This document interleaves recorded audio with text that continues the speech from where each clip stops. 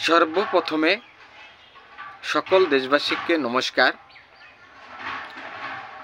আজকে আমি এই ভিডিওটা বানানোর একটাই উদ্দেশ্য, সারা বিশ্বের লোকে আপনারা জানেন যে বাংলাদেশে যেভাবে আমাদের সনাতন ধর্মের উপরে অত্যাচার হচ্ছে, সনাতন ধর্মকে যেভাবে তারা আঘাত করছে, সেটা হয়তো কারো জানার বাকি নেই। কিন্তু কত কত লোক আছে সেসবগুলো দেখেও, সত্য কথা জেনেও তারা বলছে যে বাংলাদেশে কোনো ধরনের সনাতন ধর্মের উপরে অত্যাচার হচ্ছে না, সনাতন ধর্মের মানুষের উপরে কোনো ধরনের অত্যাচার হচ্ছে না। তারা কিন্তু সেটাই বলছে। তে আমি এই ভিডিওতে যারা এসব কথা বলেছে তাদেরকেই আমি উদ্দেশ্য করে বলতে চাই, আপনারা কি ঈশ্বরের সৃষ্টি নয় নাকি? সারা পৃথিবীর মিডিয়ারা যারা প্রচার করছে বাংলাদেশে হিন্দুদের উপরে অত্যাচার হচ্ছে, সেগুলো কি মিথ্যা কথা নাকি? আপনারা যা বলেছেন সেটাই সত্য, আর সারা বিশ্বের লোকেরা যা দেখছে সেটা মিথ্যা।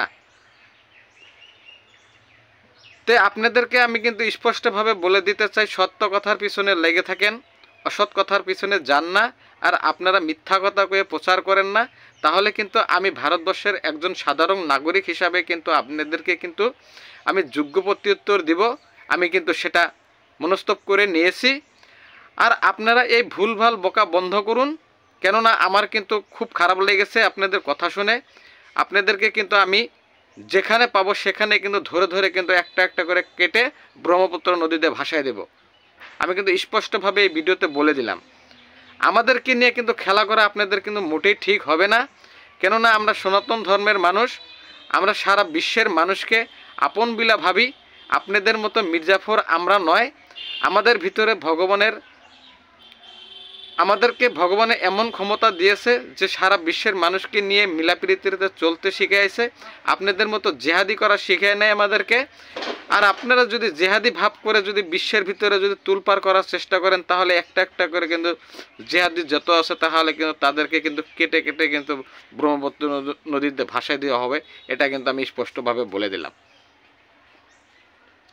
তো সারা বিশ্বের সনাতন ধর্মের মানুষকে আমি একটাই অনুরোধ করব, এই যে যারা জেহাদি আমাদের সনাতন ধর্মের বিষয়ে খারাপ খারাপ মন্তব্য করে, যারা আমাদের সনাতন ধর্মের মানুষকে অত্যাচার করে, তাদেরকে কিন্তু প্রতিবাদ করার প্রয়োজন আছে। আর যদি আপনারা প্রতিবাদ করতে না পারেন, তাহলে কিন্তু একদিন সনাতন ধর্ম কিন্তু ডুবে যাবে। সেটা কিন্তু ইঙ্গিত এসেছে।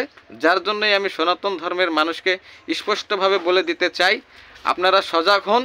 এবং কি বাংলাদেশে যেভাবে মৌলবাদী সংগঠন এবং উগ্রপন্থী সংগঠনে যেভাবে সনাতন ধর্মের মানুষের উপরে অত্যাচার করতেছে, তাদের বিরুদ্ধে আপনারা প্রতিবাদ করুন এবং কি তাদেরকে উচিত শিক্ষা দেওয়ার জন্য আপনারা প্রতিশ্রুতি নেন। এটাই আমি সারা বিশ্বের সনাতন ধর্মের মানুষের কাছে অনুরোধ করলাম।